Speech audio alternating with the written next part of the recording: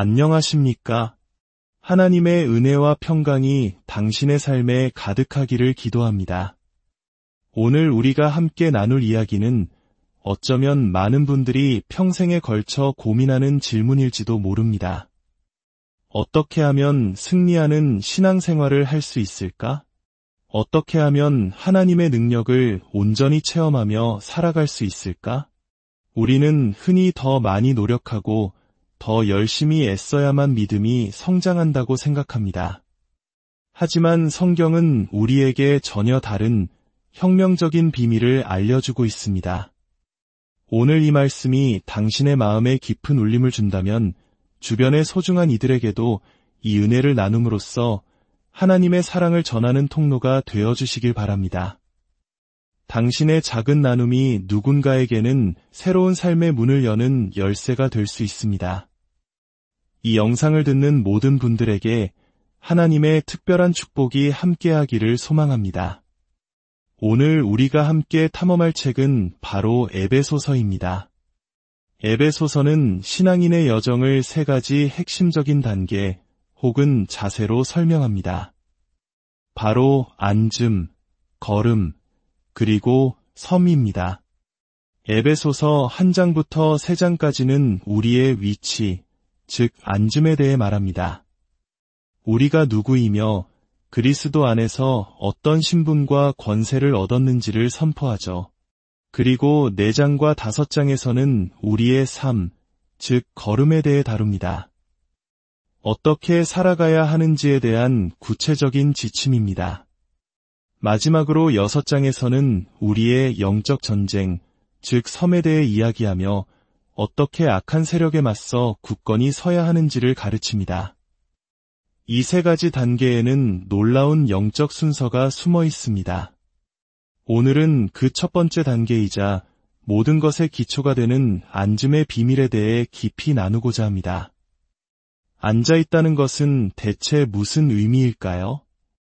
에베소서 1장 17절 이하에서 사도 바울은 에베소 성도들을 위해 이렇게 기도합니다. 우리 주 예수 그리스도의 하나님, 영광의 아버지께서 지혜와 계시의 영을 여러분에게 주사 하나님을 알게 하시고 여러분 마음의 눈을 밝히사 그의 부르심의 소망이 무엇이며 성도 안에서 그 기업의 영광의 풍성함이 무엇인지를 알게 하시기를 원하노라. 바울은 우리가 먼저 알기를 원했습니다. 무엇을 알아야 할까요? 바로 예수님 안에서 우리가 누구인지, 우리의 영적 주소가 어디인지를 말입니다. 그리고 그 기도는 에베소서 2장 6절에서 절정을 이룹니다. 또 함께 일으키사 그리스도 예수 안에서 함께 하늘에 앉히시니 놀랍지 않습니까? 성경은 우리가 지금 바로 이 순간 그리스도와 함께 하늘 보좌에 앉아 있다고 선언합니다. 이것이 바로 우리의 영적인 위치, 우리의 신분입니다. 기독교 신앙은 걷는 것이나 싸우는 것에서 시작하지 않습니다. 그것은 바로 앉는 것에서 시작됩니다. 수많은 사람들이 신앙생활을 시작하면서 무언가를 하려고 합니다. 하나님께 잘 보이기 위해서 혹은 다른 사람들에게 인정받기 위해서 열심히 걸으려고 하죠. 하지만 성경의 순서는 정반대입니다. 우리가 먼저 앉지 않고 걸으려고 할 때 우리는 모든 것을 놓치게 됩니다. 왜냐하면 그것은 자신의 노력과 행위로 무언가를 얻으려는 시도이기 때문입니다. 마치 우리가 하나님을 좀 도와드려야 한다는 듯이 말이죠. 하지만 그것은 불가능한 일입니다. 앉아있다는 것은 그리스도 예수께서 이미 모든 것을 완성하셨다는 사실에 전적으로 의존하는 상태를 의미합니다. 십자가 위에서 예수님께서 외치신 마지막 말씀, 다 이루었다. 이 선포가 바로 우리가 앉을 수 있는 근거입니다. 일은 이미 끝났습니다. 우리는 그저 그 완성된 구원과 승리를 믿음으로 받아들이고 그 안에서 안식하면 되는 것입니다. 우리의 신앙생활에서 행하는 모든 것, 즉 우리의 걸음과 우리의 싸움은 바로 이 앉아있는 위치에서부터 비롯되어야 합니다. 우리는 이 자리에서 결코 일어나지 않습니다. 심지어 영적 전쟁을 치를 때조차도 우리는 이미 승리가 보장된 하늘 보좌에 앉은 채로 싸우는 것입니다. 만약 다른 어떤 자세로, 즉 나의 힘과 노력을 의지하여 일어서서 싸우려 한다면 우리는 실패할 수밖에 없습니다. 에베소서 1장 3절은 이렇게 선포합니다. 찬송하리로다 하나님 곧 우리 주 예수 그리스도의 아버지께서 그리스도 안에서 하늘에 속한 모든 신령한 복을 우리에게 주시되 모든 신령한 복은 앞으로 주어질 것이 아니라 이미 우리의 것이 되었습니다. 우리는 그저 그것을 누리기만 하면 됩니다. 에베소서 2장 8절은 다시 한번 강조합니다. 너희는 그 은혜에 의하여 믿음으로 말미암아 구원을 받았으니 이것은 너희에게서 난 것이 아니요 하나님의 선물이라. 행위에서 난 것이 아니니 이는 누구든지 자랑하지 못하게 함이라. 하나님의 일을 하나님께서 하시도록 내어드리는 법을 배우는 데에는 평생이 걸릴지도 모릅니다. 자기 자신에 대해, 세상에 대해 완전히 죽고 온전히 내어드린 그릇을 통해 주님께서 당신의 삶을 살아내시도록 하는 것. 그것이 바로 십자가의 의미입니다. 신앙생활은 처음부터 끝까지 단 하나의 원리에 기초합니다. 그것은 독립이 아닌 절대적인 의존입니다. 우리가 하나님께 완전히 의존하는 그 순간 그분의 능력과 은혜에는 한계가 없습니다. 우리는 마치 어린아이처럼 전적으로 주님을 신뢰해야 합니다. 신앙의 세계에는 더 노력해봐, 계속 시도해봐 같은 말은 존재하지 않습니다. 오직 굴복하라, 내어드리라는 말만 있을 뿐입니다. 이것이 바로 주님께 의존하는 것이며 이것이 바로 앉아있는 자세입니다. 히브리서 4장은 안식에 대해 더 깊이 설명합니다. 그러므로 우리는 두려워할지니 그의 안식에 들어갈 약속이 남아있을지라도 너희 중에는 혹 이르지 못할 자가 있을까 함이라. 앉아있는 자세는 곧 안식의 장소입니다. 지난 50여 년간의 사역을 통해 제가 배우고 또 배우는 것이 있다면 그것은 제가 무언가를 하려고 시도하는 순간 실패한다는 사실입니다. 기도를 하려고 애쓸 때 저는 실패합니다. 말씀을 이해하려고 애쓸 때 저는 실패합니다. 기도는 제가 하는 것이 아닙니다. 저는 주님께서 제 안에서 저를 통해 기도하시기를 기다릴 뿐입니다.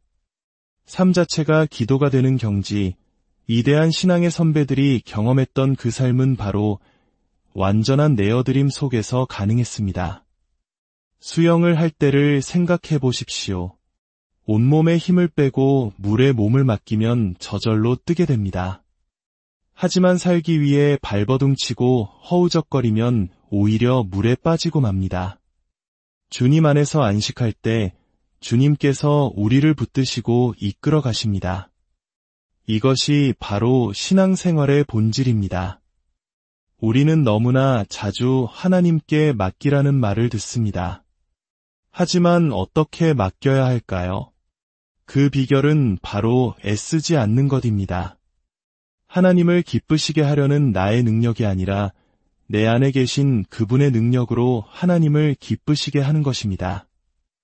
이 진리를 깨닫는데 오랜 시간이 걸렸지만 마침내 저는 알게 되었습니다.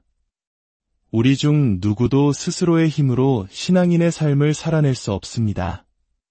오직 주님만이 우리 안에서 우리를 통해 그 삶을 살아내십니다. 우리는 그저 내어드린 그릇일 뿐입니다. 기억하십시오. 우리가 앉아있는 동안 우리는 은혜 아래 있습니다. 그러나 우리가 스스로의 힘으로 일어서서 걸으려고 하는 순간 우리는 다시 율법 아래로 돌아가게 됩니다.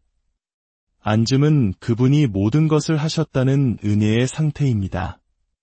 내가 하려고 애쓰는 것은 내가 무언가를 성취해야만 하는 율법의 상태입니다.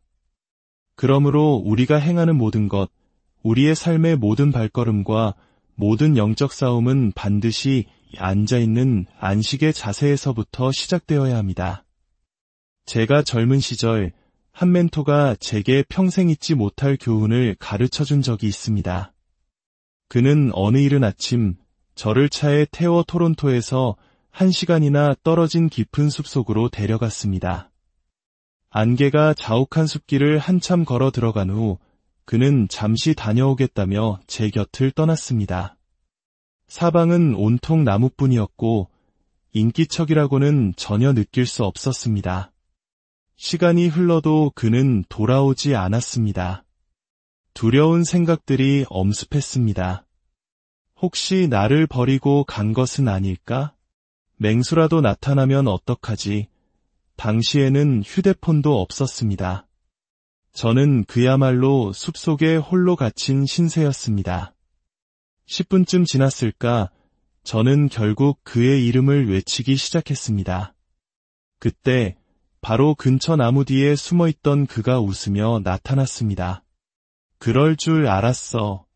자네는 충분히 오래 잠잠히 있는 법을 모르는군. 그는 저를 이곳까지 데려온 이유를 설명해 주었습니다.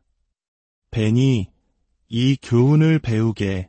고요함이 자네를 하나님의 임재 안으로 이끈다네. 하나님께서 들어오실 수 있도록 충분히 오래 고요히 머무는 법을 배운다면 자네의 인생은 바뀔 걸세. 그날 이후 저는 고요함의 능력에 대해 깊이 묵상하기 시작했습니다. 스스로의 힘과 생각으로 발버둥치기를 멈추고 잠잠히 주님을 기다릴 때 그분의 능력이 부어지기 시작한다는 것을 깨달았습니다. 주님, 오늘 이 말씀을 듣는 모든 이들을 바로 그 안식의 자리로 인도하여 주시옵소서. 세상의 모든 염려와 무거운 짐을 내려놓고 주님께서 이미 이루신 승리 안에서 참된 평안과 힘을 얻게 하옵소서. 오직 주님께 영광과 존귀를 올려드립니다. 우리 주 예수 그리스도의 이름으로 기도합니다. 아멘. 다음 시간에는 앉음의 자세에서 어떻게 걸어가야 하는지에 대해 함께 나누도록 하겠습니다. 하나님의 축복이 당신과 함께하기를 기원합니다.